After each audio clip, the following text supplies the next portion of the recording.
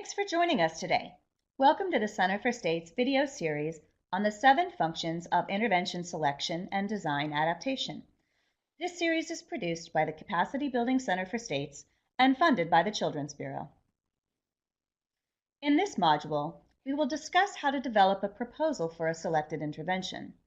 As a reminder, teams should have already researched possible intervention options and assessed the evidence, fit, and feasibility of an intervention, determined whether to replicate, adapt, or design a completely new intervention, then defined it for stakeholders. Teams develop a proposal before moving on to further define and operationalize the intervention as needed. After sufficiently defining the intervention, including its core components, teams should pull together their research, assessments, and recommendations into a formal proposal. The proposal clearly explains the proposed intervention, the underlying reasoning for its selection, and plans for moving forward. Proposals are written plans that support communication, common understanding, and decision-making about the intervention. They provide an overview of the what, why, and how the intervention will work. Depending on the pathway selected, the team should craft a proposal that includes key elements. These elements help describe the what, why, and how of the intervention and actions the team will take. Certain elements are suggested for all proposals, while specific elements are suggested for when a team decides on replication or minor adaptation, major adaptation, or designing a new intervention. In developing a proposal for replication or minor adaptation, teams should present their rationale for selecting the intervention and outline plans for replicating it with fidelity. In developing a proposal for major adaptation, teams should identify where and why adaptations are needed.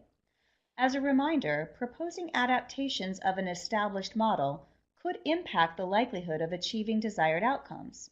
Some intervention developers will work with agencies to plan for cultural and contextual modifications, or teams may bring in other specialists to help with planning.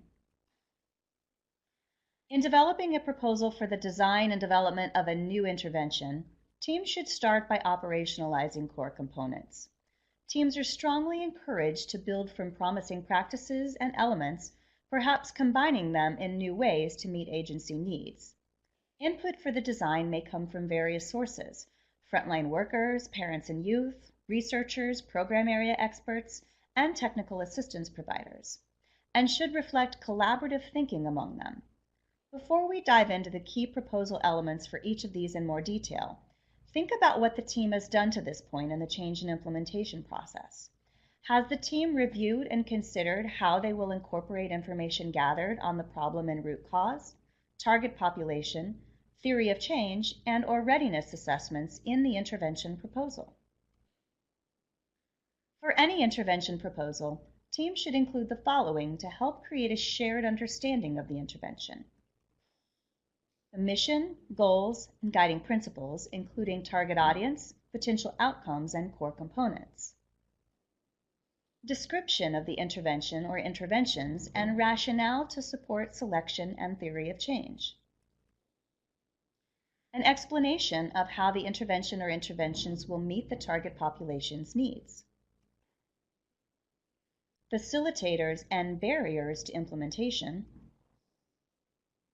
Projected costs, including staffing and other resource considerations. Fidelity measures if available, and evaluation and monitoring considerations. Depending on the pathway a team chooses, think about including the following elements in the intervention proposal. If replication or minor adaptation is possible, a description of implementation in other jurisdictions and lessons learned is helpful. If major adaptation is needed, what are the core components of the intervention that will be maintained? Planned adaptations and the rationale for them, including evidence of support from literature and/or potential participants. If the team will design a new intervention, what is the general design and development plan? The list of core components and elements that have been identified, along with research and theory supporting these core components. the process for further defining components, related activities or elements, and overall structure, and projected costs and timeframe for design work.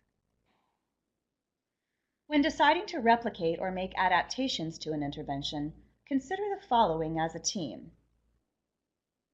Are there changes to the setting, target population, or core components? How could the changes affect the integrity and effectiveness of the intervention?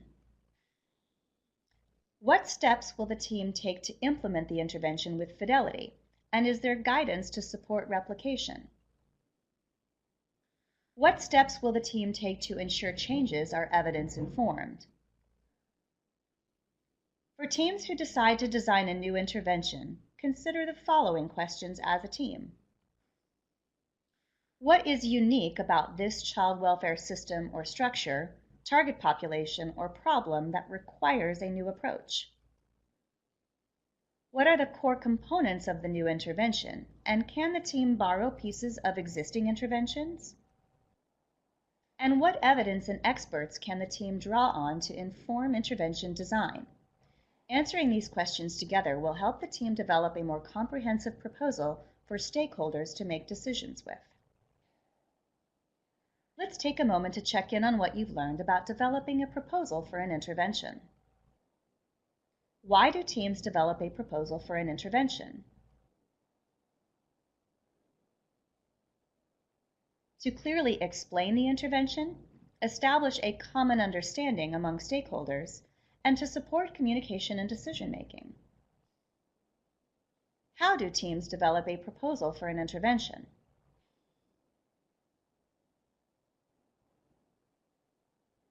By including key elements, including those relevant to all interventions, those for minor and major adaptation, and those to describe a new intervention design.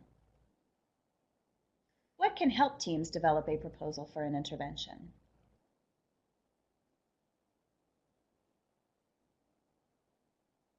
By considering the questions that help describe the what, why, and how the intervention works.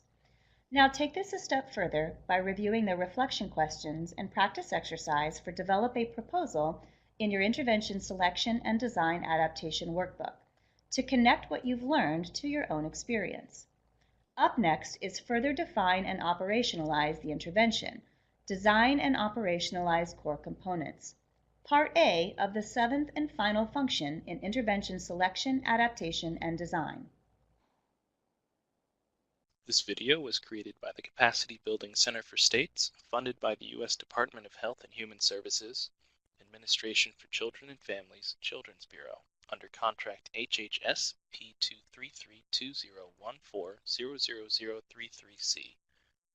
The content of this video does not necessarily reflect the official views of the Children's Bureau.